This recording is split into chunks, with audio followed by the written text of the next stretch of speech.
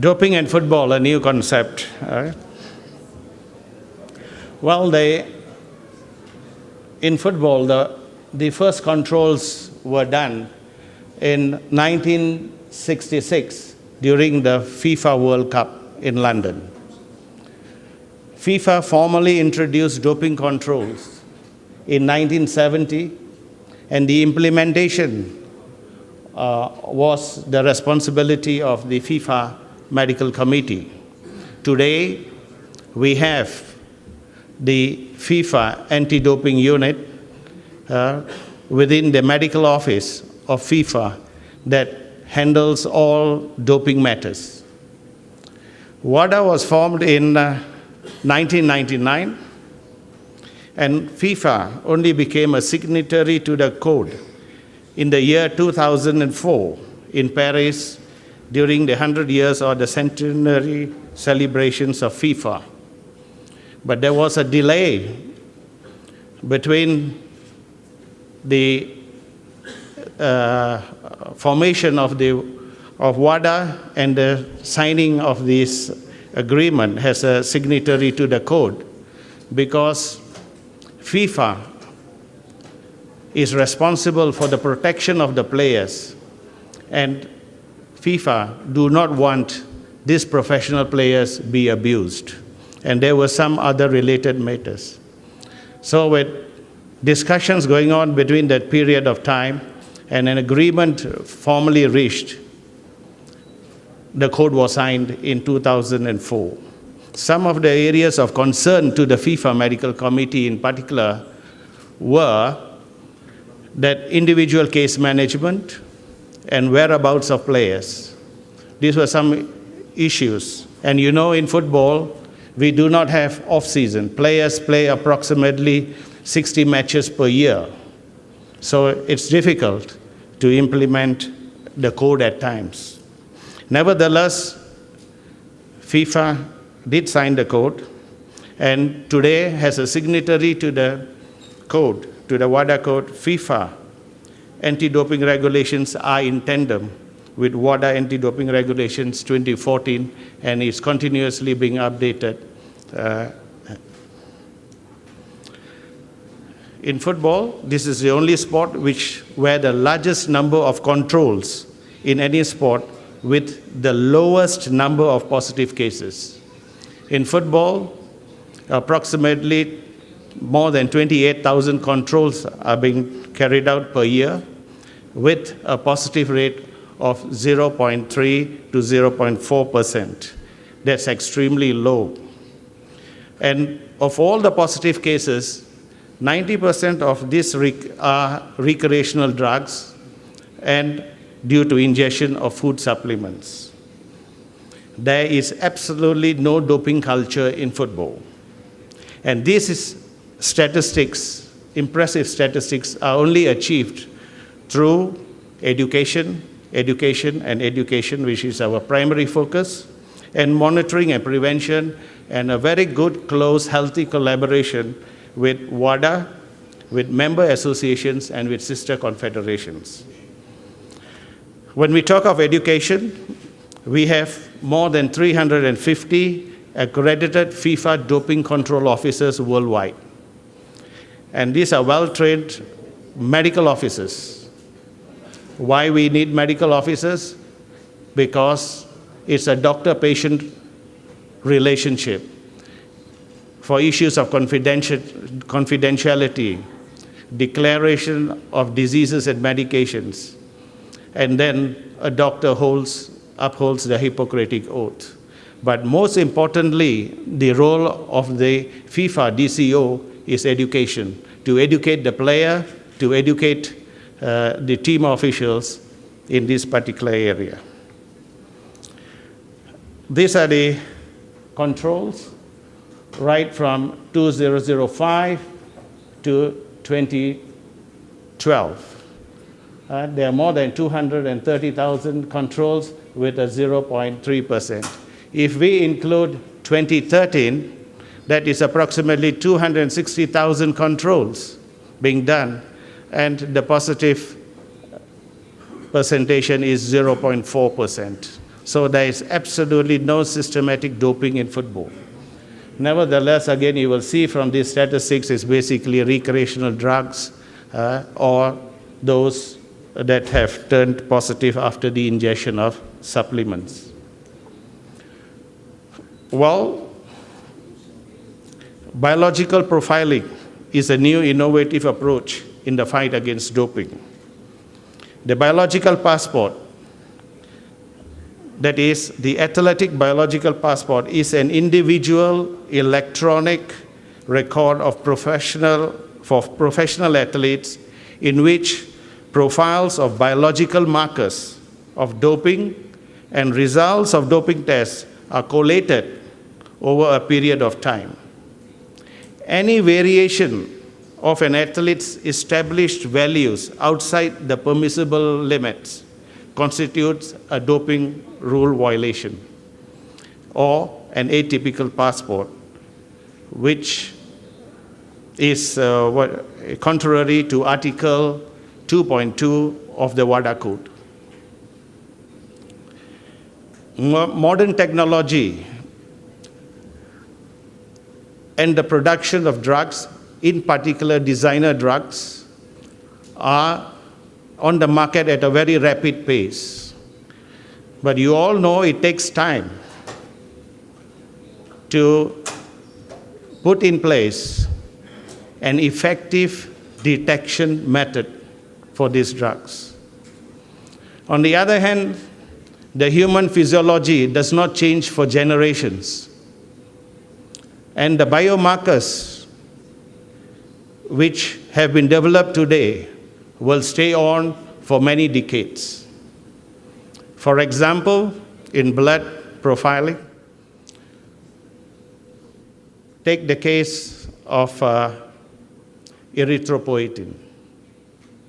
Biomarkers are developed such that they could be used and they are very sensitive to its use with high sensitivity for few decades or future development of recombinant erythropoietin or gene doping in order to conclude enhancement of oxygen transfer to muscle tissue. The biological passport is aimed to detect manipulation of the physiological variables and to put in place intelligent testing programs or target testing. It is also designed to deter athletes from periodic micro-dosing of doping substances to avoid detection. That is intermittent low dosing, which is quite prevalent among professional athletes. And it's also to establish baseline normative values for each athlete. It is also designed to detect biomarkers that deviate outside the normal values of an individual athlete, even in the absence of detection of a prohibited substance or method or pathology. WADA has introduced two biological passports. One is the blood profiling or the hematological, and the other is the steroid profiling. Currently, WADA is in consultation with experts as well as stakeholders for the implementation of the hormonal or endocrine passport, which I think in the near future will be introduced, especially for growth hormones or hormonal factors. The hematological model or the blood model was introduced in the year 2009, and it used blood samples. This is designed to identify the enhancement of oxygen transport to the muscles. And the specific markers in this are the hematocrit, hemoglobin, red blood cell count, percentage of reticulocyte count, mean capsular volume, mean capsular hemoglobin, mean red cell distribution width, and immature reticulocyte fractions. These identifies the markers for erythropoiesis manipulation, like the abuse of EPO, and to detect homologous blood transfusions or blood manipulations. This is quite common among athletes in endurance sports, such as cycling and athletics, marathon. The second that was introduced from 1st January 2014 this year is the steroidal module, which uses urine samples. This is more common among athletes in sports that require power and strength, and also that aids in recovery. The aim is to identify endogenous, anabolic, androgenic steroids when administered exogenously, and other anabolic agents such as selective androgen receptor modulators, or SARMs. The individual steroid profile is very unique to a particular athlete. It constitutes the hormonal blueprint of the player that is unaltered through several generations. The biomarkers developed is to detect testosterone levels, epitestosterone, the TE or the testosterone and epitestosterone ratio, endosterone. And when we are talking of TE ratio, any manipulation will find changes in the testosterone component, but somehow the epitestosterone level remains unaffected. And that is still, the experts are figuring it out. Why? Steroidal model, the very fact that a player or an athlete is picked up for the controls, he automatically have a steroid passport put in place because all these laboratories, they measure steroid profiles as part of their routine analytical process. So a player, once he's already subjected to controls, will automatically have a steroidal passport. The Athletic Passport Management Unit, or the APMU, this is appointed by the anti-doping organization to administer the athletic blood passport. It is the conclusions or the outcome of the APMU is admissible in the court of law. The main object of the APU is to implement the passport program in accordance with WADA passport guidelines, to store and manage passports via the athlete biological passport software. It's an electronic software that stores and manages on an anonymous basis the database of all athletes that have undergone dope testing. And also to provide a qualified evaluation of the passport, to design intelligent testing programs and target testing.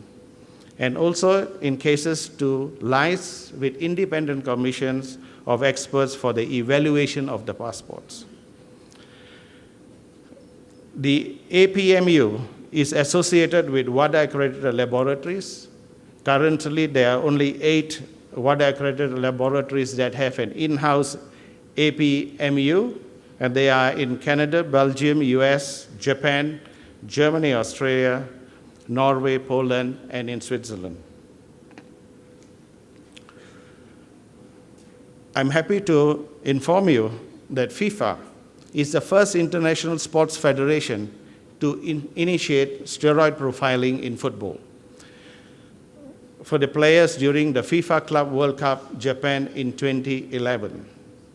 All players participating in the FIFA final competitions are subjected to blood and urine controls, and so will it be at the FIFA World Cup 2014 in Brazil. The longitudinal steroid profile studies of football players are ongoing with the very good cooperation and collaboration between the FIFA Medical Committee, the F-Marc, that is the FIFA Medical Assessment and Research Committee, and the Swiss laboratory. I must, at this point, credit three very important gentlemen who were the pioneers who initiated steroid profiling in football. And that is Dr. Michel Doak, who is the chairman of the FIFA Medical Committee, the chairman of F-Marc, Professor Yoshi Dovarek, and the director of the Swiss laboratory, Michel Soji. Credit goes to them for their hard work, which is still ongoing. Thank you.